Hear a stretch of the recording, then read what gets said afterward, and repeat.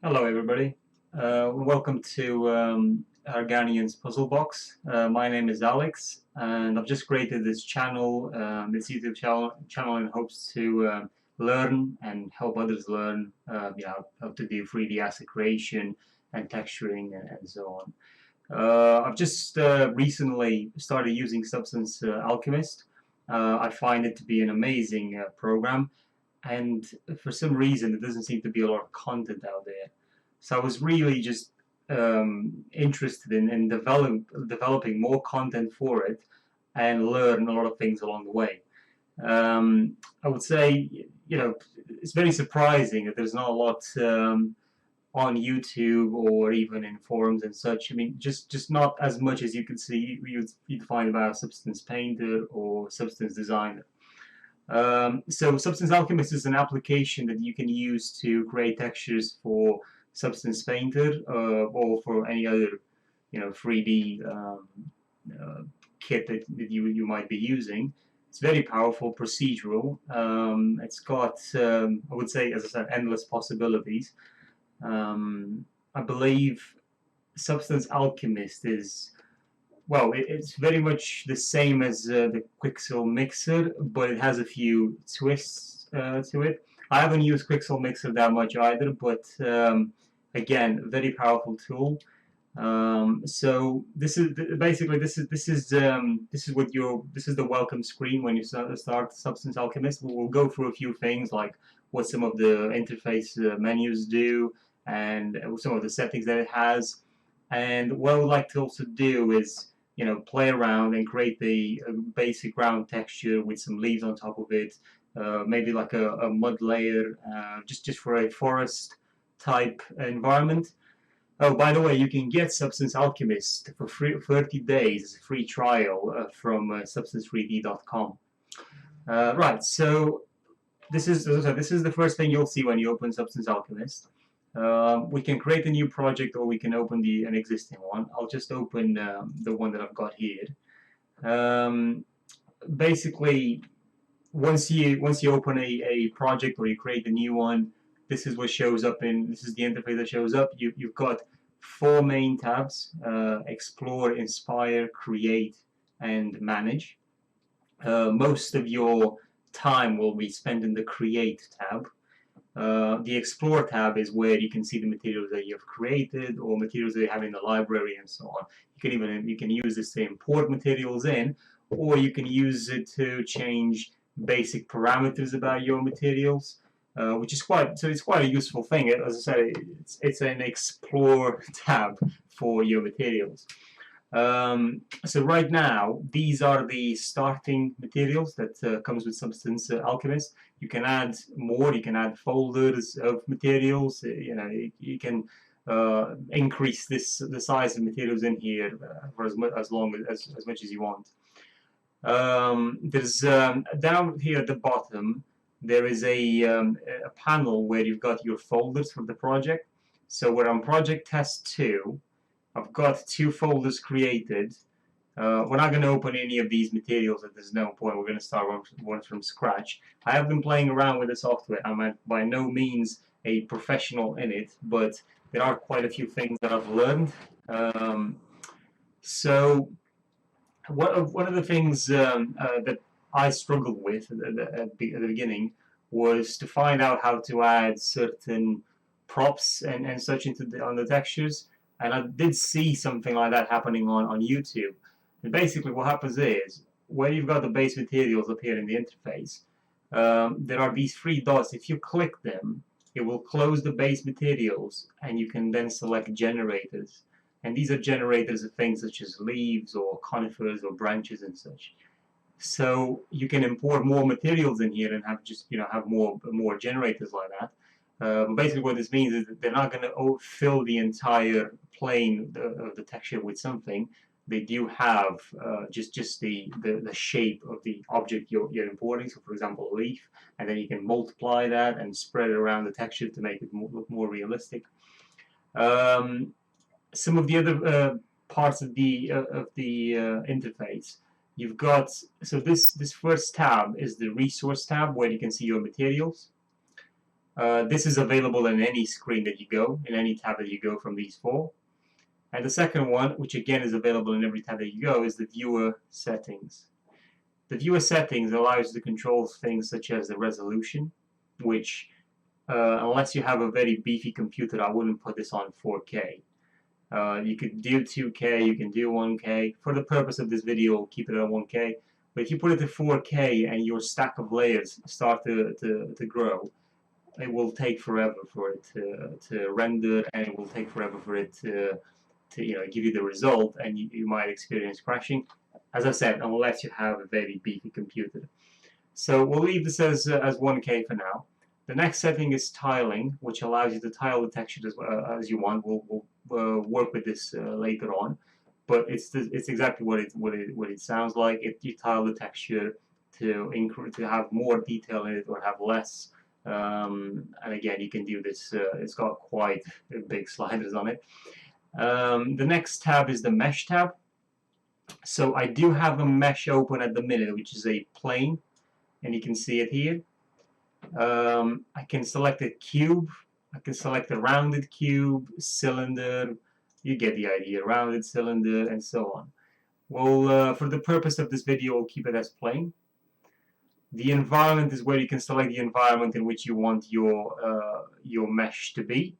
So that generally changes the lighting that you see, and you can move the lighting around by holding Shift and pressing right click and then dragging on the image, and you can see how the light changes. The next option is the camera option, where you can change from perspective to orthographic. You can change the field of view. So that's what the camera does. And the shader is where you increase the quality of the mesh that you're seeing or decrease it. I have it a number of samples to 8. I could go to 16, it shouldn't be a problem. The displacement method, which is you either want some displacement or parallax occlusion mapping or tessellation. I have it on tessellation, which is fine. These two options here, basically the displacement amplitude will use the tessellation value to increase or decrease the amplitude of your texture, which we'll play with that slider in a bit. And the displacement quality, which I have set to maximum, is how tessellated the texture actually is. So if you keep this to a minimum, you won't get a very good result. You'll just get some bumpy nods here and there on the texture, and it's going to look very weird. You've also got an option to turn on and off shadows, which if you turn them off, obviously is going to give you a more realistic view on the texture. If you turn them off, it's going to look a bit more flat. I would leave this on. Definitely worth having on so we can see the quality of our texture. Right, so let's now start our material. We'll go to the Create tab. When we're in the Create tab, we're presented with a blank canvas, so we can now start adding some details in. Like I've said, we'll make a muddy forest ground. So we'll add the mud, we'll add some branches, we'll add some leaves, and so on. Create some variations in the texture. We do have a starter texture called mud brown.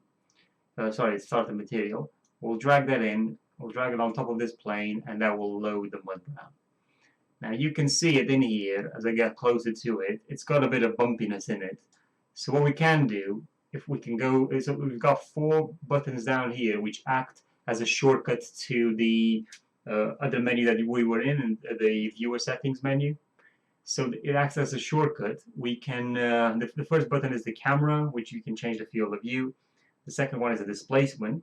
So what you'll see now, if I increase this, you'll see how it uses tessellation to display the texture, and it can go very wild. So we'll keep that, let's say about 15, which I think should be okay. Yeah, it's very good quality. If we turn off the shadows, that's the button for the shadows. You can see how it becomes a bit more, flat. Now on the displacement again, if I turn the quality of it all the way to the lowest, you can now see some bumps, but they're very low quality. So we'll leave that to 15, and we'll take our displacement quality to the maximum. The next is tiling. So you can start changing some of the tiling on it. We can go crazy with this. Obviously, I don't want to do that, so let's just go to 4. Size 4 should be okay. Right.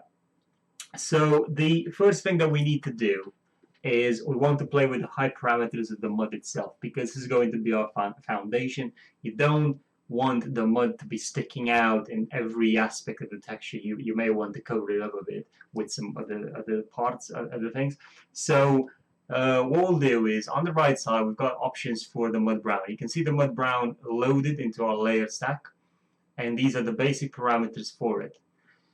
So the first thing, it says color. Now, if we change the color to green, for example, then obviously the color of the mud will change to green.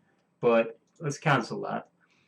If you take the variation in detail color and you take it to the minimum, what you'll see is the color becomes as if the mud brown actually loses the brown color. It now is in its natural state, so to speak. So if we now change this color to a blue, nothing changes.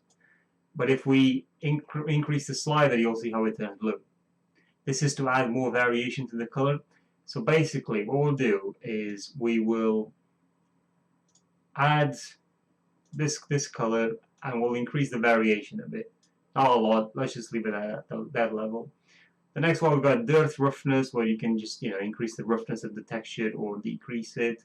You can remove the details on the stones or add details in. They're very minor changes, things that go a long way once you add them all together. Now we do have a technical parameters, which is a more advanced part of the parameters for the mud brown. So we've got luminosity, contrast, hue shift, saturation, normal intensity, height range, and height position. Now, the way I would go about this is the luminosity, contrast, hue, shift, saturation. You know what those do? They're just color sliders. You basically move them around. You play with colors and the intensity of it and the light on it. But the normal and the height are some of the most important parts of the whole process. So if we take the normal intensity all the way to the highest setting, we'll have a lot more crisp details in the texture. It may look a bit unrealistic, depending on how how close you are to the texture, like now. But if you're up here, it actually looks quite good. But again, it's really all about how detailed you want your texture to look, because we can go the other way around, and now the texture looks a bit more stylized, but not natural either. So we'll take the normal intensity to about 0.76. The height range and the height position do play a very important role. The height range, obviously, adding more height or decreasing height, and the height position will then decide where this height is coming from. Is it from below, or is it from higher above? Now this is going to play a very important role, because if you put the mud brown very low, anything that comes on top that's going to be higher is obviously going to stick out over the mud brown. So what we'll do is we'll take the height position to around this value, and we'll leave the range around there. We may change. We can change this later on. Right. Now what we'll do is, because I feel like this texture is going to be very bland if we keep it this way, what we'll do is we'll add some color variation to it. In order to do that, we will add what Substance Alchemist calls filters. So over here under the Resource tab, and the filters, by the way, are only available on the Create tab, we'll open filters, and you're presented with a lot of options. Like the combination of these is incredibly high. I haven't tried them all yet. So what we'll do is we will add a color variation to our texture. I'll just drag and drop it over, and now you'll see it loaded in the mud brown. The color variation has now changed our entire texture to gray. So what we'll do is we can click the colors, and we've got 10 colors to change, which is overkill at this stage. What we'll do, we'll tone down to, let's say, 5. So now we've got 5 colors to 5 colors to load into our palette. We'll go for one. This is going to be, you can see what it changes basically. So what I'd like to do first is I like to go, make the colors very, pop out. So I know what the red is going to be like. I know what the green is going to be like. So from my point of view, the red is the mid-tone, the green is the shadow part of it. We'll do this as a yellow. Well, we'll try to do it as a yellow. Right, that's, I think that's the that's the highlight. Then we'll do a blue, which is the deep shadow, and then we'll do another one, I don't know, pinkish, which you can't even see anymore. Right, so horrendous, right? But you can see how limitless this can be just by adding color variations into it. So we'll take the mid tone, and we'll decrease it. We'll go for a more brownish color, which is fine. We'll click OK on that. We'll take the green to a darker value brown. You know, you have to play with these around because obviously otherwise you'll not get anything out. We'll do the yellow. We'll turn it into a green, but a very subtle like green. Yeah. Then we'll take this color and then we'll probably go. We can't go for reds, but we can go for something even deeper. Yeah. Okay. Let's just press the shift and right click. For some reason it seems like it's not registering all the time. So I've got shift pressed and it doesn't want to change the lighting for some reason. Okay. Oh, this is very strange. I don't know why it doesn't want to allow me to change to shift the lighting around. Okay, right. So this is what we got so far. Again, this green is popping out a bit too much. What I think I'm gonna do is I'm gonna take the colors down to 4 rather than 5, which is gonna make things a bit simpler. We can take this green, and you know, if we do that, it's gonna pop out too much. So we'll take it a bit lower. And trust me, when you change the resolution to this texture and make it a bit, you know, increase the resolution of it, what you'll see is a lot more of these colors can pop out because you'll have a lot more, let's say, more texture to work with because of the resolution. So you have to be very careful because later on you'll want to come back to this and start changing these values a bit. So this is our mud brown for now. I know it looks very unrealistic. It looks more like chocolate with mold on it, but again, it's all about balancing out. We can change anything we want along the process. Nothing is permanent. Right. So the next thing that we want to do is we can add a moss splatter on top, so it adds a bit more detail to it. So to find out, we'll go into weathering, and we'll choose moss splatter and drag it on top. And this now will add all this moss in, which obviously sticks out very much on the mud brown. So we'll take the color of it and we'll go a bit darker, and maybe, you know, when I'm using this moss, but I'm not necessarily using the moss for the actual mossiness of it, if you get what I mean. I'm just trying to add more variation to the texture. It's not, you know, you can play with these colors all you want and then you get some results. You don't necessarily have to put this moss in, but I've added it in because it just adds a bit more diverse. You know, it makes it a bit more diverse. We can have a spread slider, which I'm going to keep it a bit low with growth variation, which is going to change how the moss grows. A covering power, which is going to, you know, try and eat more at the texture. Moss elevation, so as it sticks out or goes in, I'm going to put it as to be stuck in the mud basically. And the scale, I'll take the scale to the maximum amount so the moss is as detailed as possible, but obviously you can't see those details. It just looks a bit more like it has a better texture quality. Right, so now we've added the moss, and it's not really blending very well with the mud. One thing that really blends these things together, which is quite interesting, is dust. So we'll add dust on top, and then what you'll see is dust has covered now the whole thing. So we'll take the quantity down, and then we'll just add enough for it to start sticking out. You can see it there. You can see how you can see the dust increasing. So that's good. That's about there. What we're also going to do is we're going to go to color match and make sure that the dust matches, the color of the dust matches the mud brown and whatever is underneath it, just because it's going to blend these things a bit more. We can add some more volume to it if we want. I mean, you can see these settings if I increase the quantity. So if we add some more volume, you can see what it's you can see what it's doing. It's basically increasing the volume of the dust. You see that? I've just decreased it now, and it started to stick out a bit. We can increase the noise. We can change the color of it. We can also, we've got a height slider, so we can play with the height, surface size. You know, all these things have very, very small impacts, but let's deactivate the dust and you can see the difference. Yeah, it's quite a distance in there, isn't it? Quite a difference in there, isn't it? You can definitely go for decreasing its opacity, make it a bit less seen. You've got roughness to it. You can add more roughness to it. You can decrease the roughness, make it a bit more shiny. But for now, we'll just keep it very rough. Okay, so we added all these things. We added this in. The one thing that we can do now, we can add some detail in the crevices of this mud.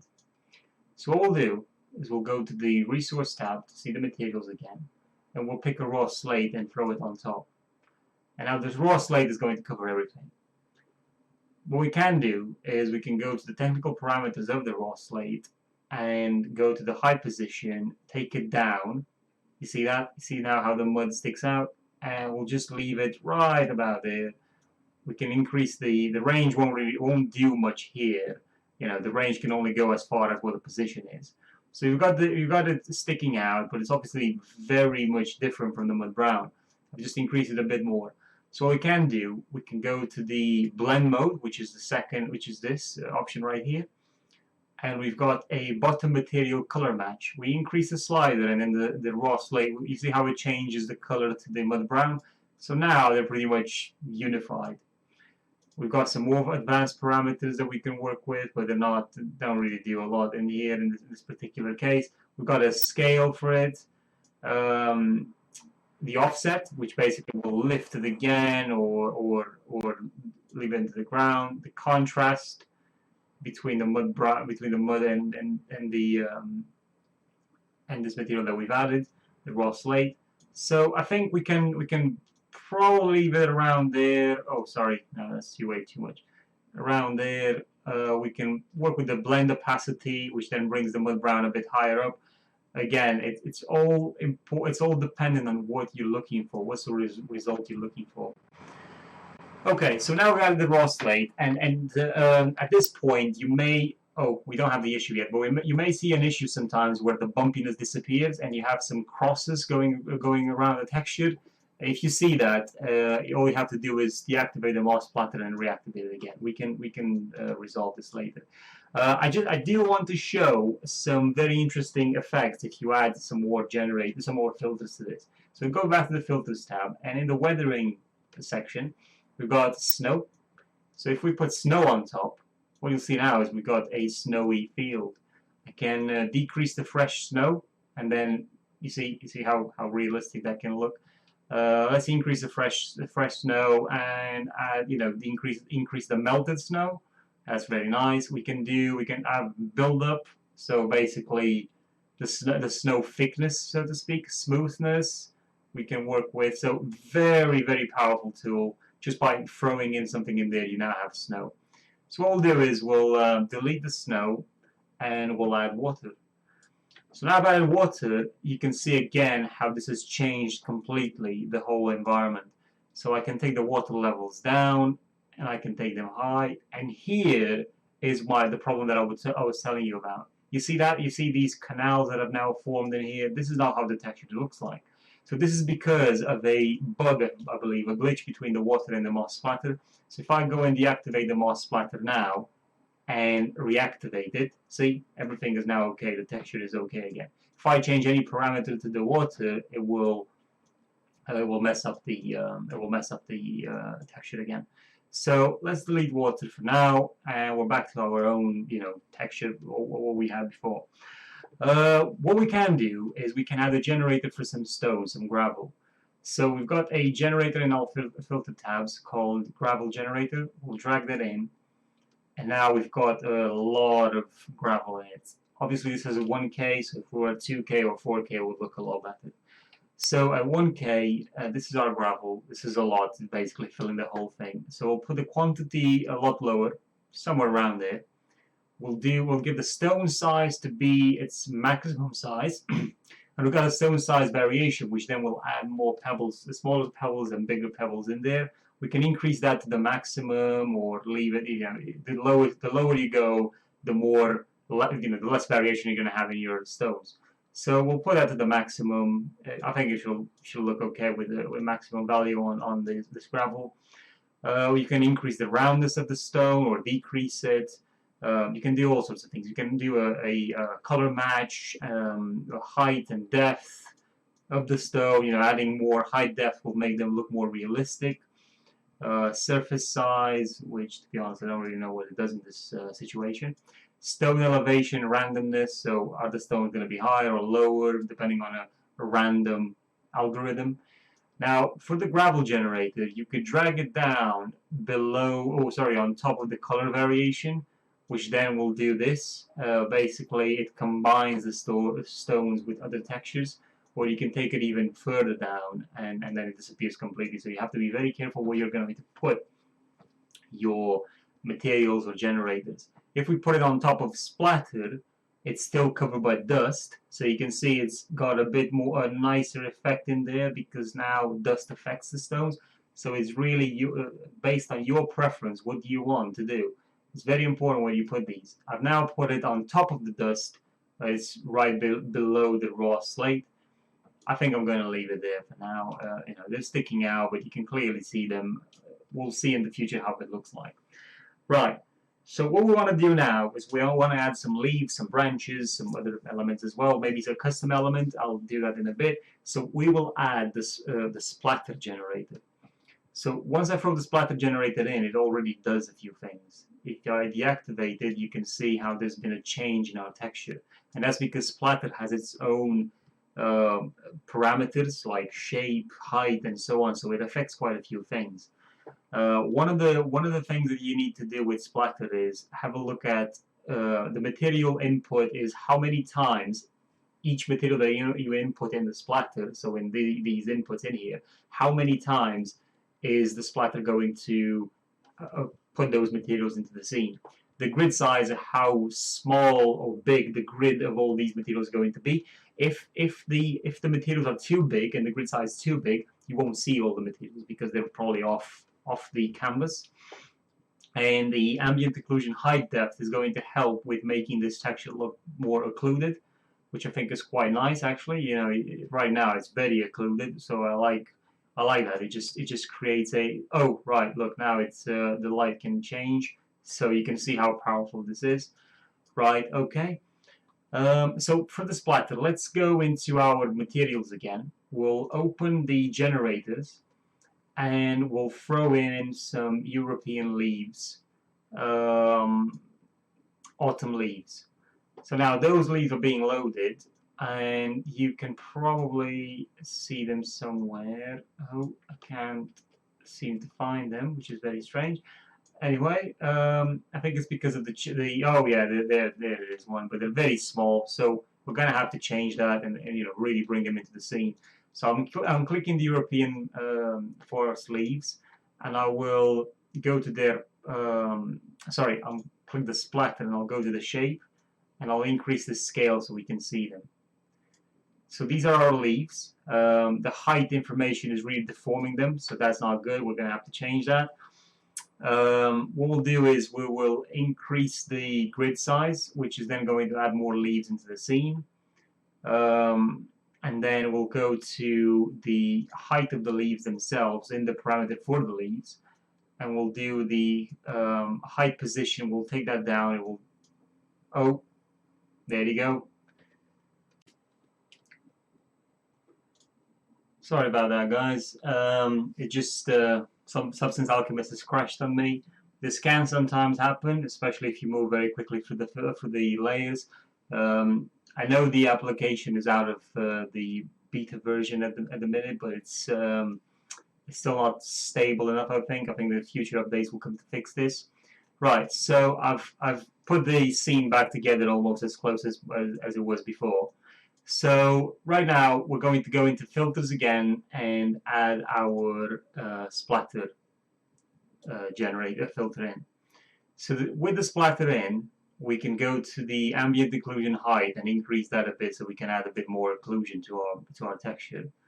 We'll go into resources again, click these three dots so we can close that folder and open the generators. We'll then drop a generator. We'll drop these autumn leaves into the substance. One thing that I would do at this point is I know I've got the substance in, just in case it crashes again, we'll save the material. So you've got this save button here. We press it. I've already had it opened from previously, so it's saving it again down here, as you can see. Now, basically, if it crashes again, I'll be able to open this file and it will be exactly the same. Actually, in order to open it, let me show you a trick here. Well, not a trick, but more like not to get stuck. So if we press this button to create a new material, it will ask us if we want to do that. Everything will be wiped out. We say OK. So now we've got a black canvas again. If we drag and drop this in here, what it will do is it will load the muddy ground material, but it won't have any of the options, as you can see. You can't change anything to it at the minute. So what you need to do instead is let's close this off, and then we double click the muddy ground, and you see now it's opening all the options. By the way, there's also an option to put the texture in 2D. So if we press that button, it will switch it to 2D, and this button will change it. It will have both. But we'll keep it in 3D for now. Okay, so now we've got our European leaves in. We can go to technical parameters and put the height position a lot lower than it actually is right now, and the reason for that is going to make it conform a lot better to our texture. If we click the splatter and we go to shape, we'll increase the shape of the leaves so we can actually see them. So right, that's where they are. What we'll do now is we'll increase the grid size in order to get more of these leaves in. We can increase the scale again if we want to, but you can see them in there. Those are the leaves. Again, not the greatest of quality, just because we are on 1K. We can switch to 2K later and basically get a better result. We can click the displacement and try and decrease it a bit, which will then level things a bit more now, so we can see these textures a lot better. So the problem with the leaves is that it's really going inside the mud a lot more, so they're not really surfacing out. So when we're back to the splatter setting, we'll go to the height of it, and then we've got some offset changes which we can then use to get the leaves out of the ground, which is very useful. We've got a high offset random, which will push some in or push some out. I'll leave that not the maximum value, but around there. We've got some other options, like for example, height scale random, which is going to basically change again some of the parameters, pushing in, pushing out the leaves. Skew from big slope doesn't really do much for these small leaves, but basically will make them conform a lot more with the slopes. We can then change smooth conformed background, which will then supposedly make the leaf follow more on the background. I can't really see it happening. I mean, we've got the conform to background, which definitely does that. As you can see, when I slide it around, it will try and get these leaves to follow the background, and since they're dead leaves, they will do anyway, and realistically speaking.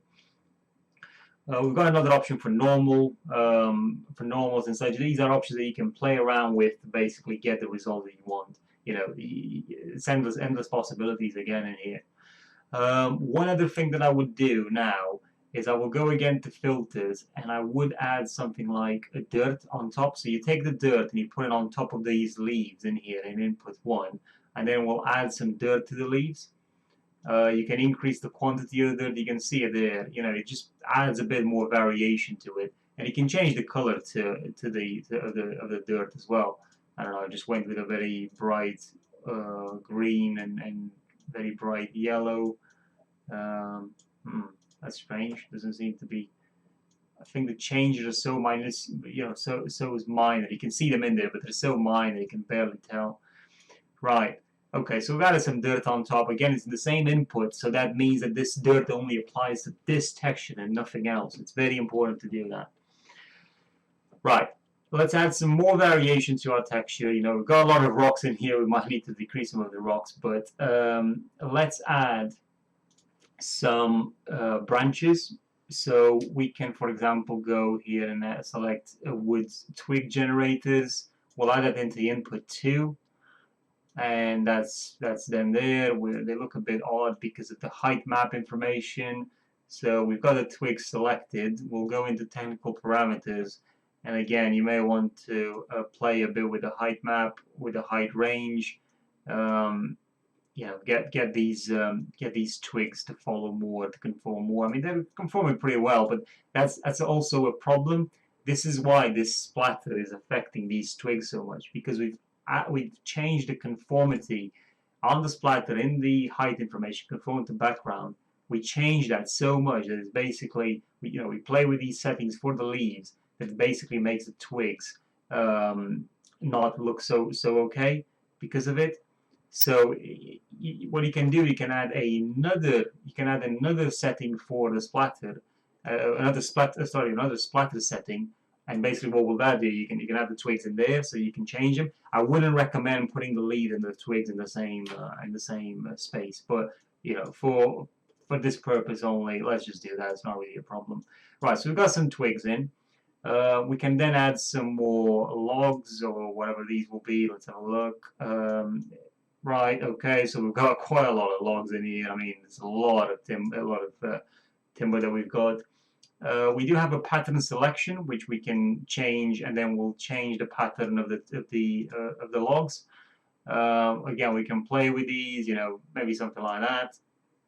The crop value, if you take that all the way to the top, you can see what it's doing. It's basically making this texture look as it was before the Substance Alchemist is tampered with it to make them a lot smaller. So these come from Substance Designer, these textures, and that's why they've got all these settings. If you import your own, you won't have all these changes that you can do. Right. So we added some more twigs, some more logs in there, which adds more variety. One thing that we can do now is we can add some of our own textures. So what I'll do right now, I've got one loaded in here, but I'll show you how to load your own. So first of all, let's save this one. So we're now saving the texture. It's saved, which means basically we can go back to it if we want to. I do have. I'm gonna say go to a new material, and this is the material that I basically have. This tree leaf. So what I want to do is I want to load this in again so I can show you how to do it. So we'll make a new one, new material. So with a black canvas, go into a folder where you've got a photo or a texture, whatever you want to do. It has to have no background, so you can use Photoshop or something to remove the background. So we'll drag in this material, and we'll say bitmap to material. You can have multi-angle to material, or you can just have the bitmap import, and then you can transform that into material. But we'll do bitmap to material, and that has loaded this in, right? Now, what you can do is you can make some adjustments to it. So whatever you want to do to it now, you can use the same filters, and you can play around. And I don't know, for example, we can add some dust on top. This is very basic. This is a very basic example, but we can add some dust. We can add some volume, increase the depth, try and color match it, but it won't really make a lot of sense. You know what? I'm just going to leave the dust in there, and I'm just going to go for a bit of a brownish color. It's probably going to help us out. So now what we can do, we can save this material. We haven't tiled anything. We could have gone into tiling and we could have changed this. We could have changed the tiling. We could have gone for having a lot of these, in here. And again, this matters when you add it to our mud texture. So we'll leave it as that, and we'll save it. Let's, I don't know, test leaf. Doesn't really matter at the minute, right? So we've got it. That's our texture there. We'll get a new material. We'll open our mud ground again, and this is going to now show up in here. Because we changed the tiling, now the tiling on this has changed by a lot. So let's put that back to, I don't know, 3. Yeah, that should be okay. And now what we want to do is we want to add another splatter. So we've got another splatter in, and then we can drag our test leaf in input 1. And now you can see it. Yeah, so that's what it is. We've got this leaf in. We'll go to the splatter settings, and we'll go to shape and increase the shape a bit, and then we'll increase the grid size, which will then add a lot more of these leaves, you know, and then we can go to the base color, for example, and say the albedo matching with the surroundings. Because of the surroundings being so different, you know, in many cases they will look a bit different. So again, you kind of have to play with these settings until you get the right proportion. You got a height information that again you can change. I mean, if we go in here very close to the texture, you can see that it's conforming rather well actually. So this is okay. Now, what I would like to do is, you know, because we're getting, you know, this is pretty much as far as I want to take the tutorial on this. I want to change the resolution. So let's go to 2K. So once I press that, you will see basically it loading everything. It goes through every little filter and loaded it has. It's basically froze my system and the recording has stopped. Sorry about that. As I said before, when you change the resolution, it has to recompute all these filters. It will basically freeze your computer as it's doing so, because it's trying to calculate everything and probably at once. I don't really know what the algorithm is in that. But basically, this is what the texture looks at 2K. We can try and go to 4K, but I think it will definitely crash it again. But yeah, I hope you guys enjoyed watching this tutorial on how to make this very basic texture. Again, the possibilities are endless. You can play with these settings until you find the best thing that would suit your needs. There's some very powerful generators in here.